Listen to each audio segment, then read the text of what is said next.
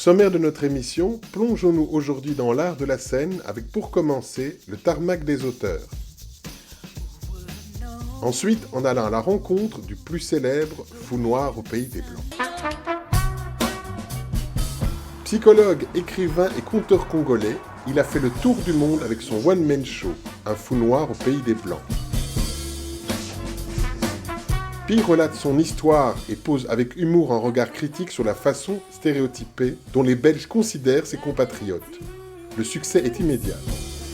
Le second spectacle, Je ne suis pas un sorcier, compare la modernité occidentale et les traditions africaines avec leurs problèmes respectifs. Dans mon pays, le Congo aujourd'hui, ça va mal.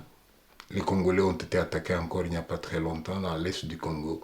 On viole les filles, on viole les femmes, tout ça, ça fait mal. Mais quand ça fait mal comme ça, les gens se retrouvent dans une situation un peu bizarre. Les uns vont voir, ils vont souffrir, ils vont se taire. Les autres vont réagir au risque de se faire tuer. Les autres vont garder un silence que j'appelle silence complice. Mais lorsqu'on a la plume, lorsqu'on a une caméra, à ce moment-là, ceux qui souffrent vous regardent et ils disent « Qu'est-ce que vous faites ? Est-ce que vous ne pourriez pas parler en notre nom ?» Alors à ce moment-là, les journalistes, les caméramans, les défenseurs des droits humains, ils deviennent alors ceux qui parlent au nom de ceux qui sont muselés. Et vous savez que partout il y a la souffrance, qu'est-ce que les gens ont tendance à faire? C'est de faire souffrir, mais en même temps d'effacer les traces. Mais quand tu as ta caméra, quand tu as ta plume, c'est comme si tu disais, vous n'allez pas effacer totalement, le monde saura. La plume, la caméra, le journal, c'est des outils dont nous devons nous servir dans certains moments pour dénoncer ce qui ne va pas. Mais alors à ce moment-là, l'exil peut aider. L'exil peut aider, pourquoi? Parce que quand tu es dedans, dans la situation elle-même, tu n'as pas la parole. Mais dès que tu te mets à l'extérieur, tu as la liberté d'expression. Et ça, c'est l'intérêt des pays démocratiques dans lesquels nous nous sommes rabattus. On nous permet de nous exprimer.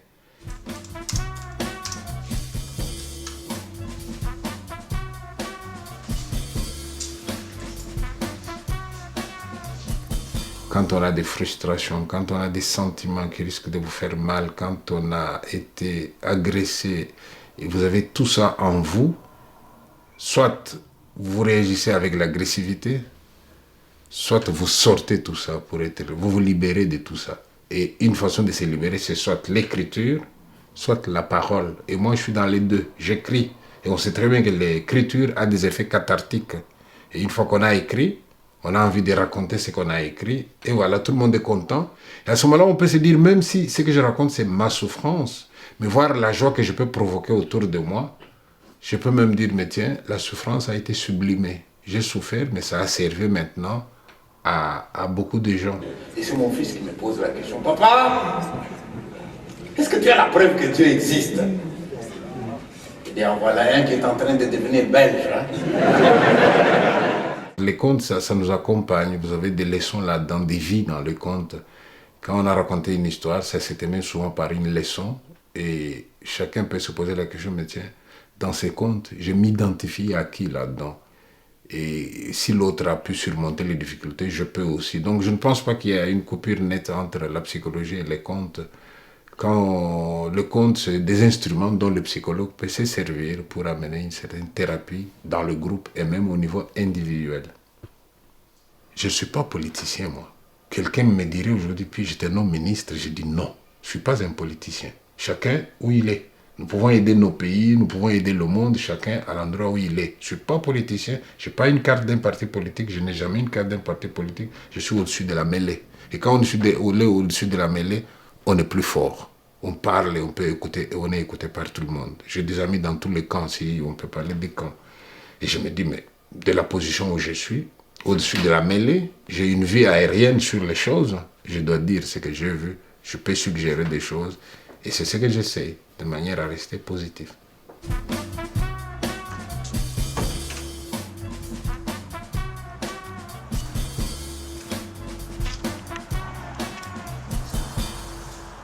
Être homme, c'est être responsable. C'est avoir la honte, même d'une situation malheureuse qui ne semble pas dépendre de nous, mais en avoir quand même honte. Tu t'imagines quand je vois le docteur Mukwege qui est venu du Congo, il fait des témoignages, il fait des conférences.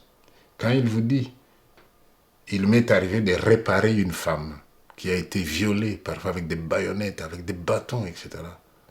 J'essaye de l'aider, elle reprend un peu de la dignité, elle s'en va. 3 mois après, elle revient violée encore une fois de plus.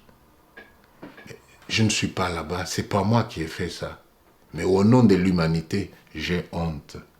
Alors j'aimerais bien que, pour 2013, que les hommes du monde entier, même celui qui pense qu'il n'y est pour rien, mais qu'il puisse avoir honte que en ce siècle-ci, qu'il y ait encore dans le monde des coins de la planète où ces choses-là arrivent.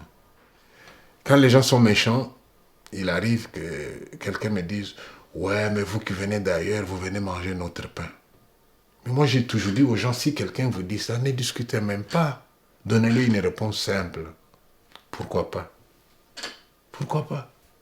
Et à un moment, vous, la maîtresse de la maison, vous avez dit, on passe à table.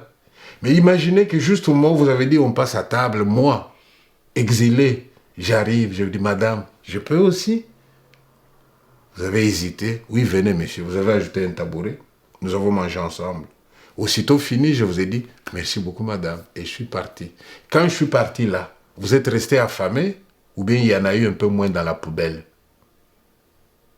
Les Européens sont solidaires. Mais leur solidarité n'a plus de visage, n'a plus de sourire. On vous prend l'argent de force, hein? On nous prend l'argent et on les redistribue. Mais je suis en train de me demander si on disait on ne vous les prend pas à la source, on vous les laisse redistribuer vous. Comment nous allons réagir?